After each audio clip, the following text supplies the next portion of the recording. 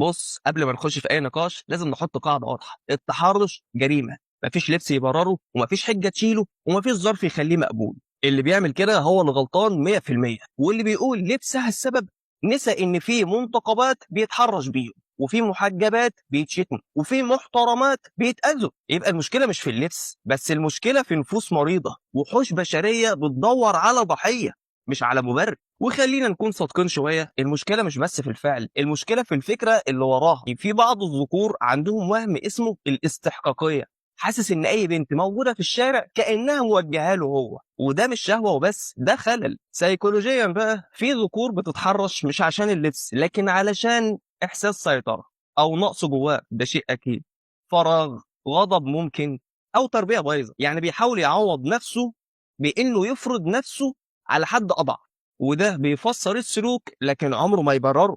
ومن غير لف ودوران، في بنات بتبالغ في لفت الانتباه، مش دايما السبب قلة دين، احيانا نقص تقدير ذات او احتياج للاهتمام او فراغ عاطفي او فهم غلط لمعنى الحرية. بس خد بالك، ده تفسير وبس، مش دعوة للأذى ولا مبرر للتحرش. وعشان كده لازم نقولها بوضوح: علم النفس بيفسر لكن الدين بيحاسب.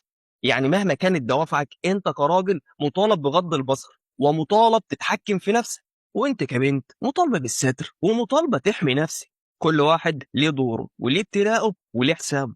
فالخلاصة: التحرش مش سببه لبس ولا شارع ولا وقت، سببه إنسان قرر يعدي حدود ربنا وحدود البشر، وساعتها الغلط هيكون غلطه هو. اللهم طهر قلوبنا واحفظ شبابنا واهد كل من غاب عنه الصواب، وامنحنا القوة لنحفظ أنفسنا عن كل تجاوز. آمين.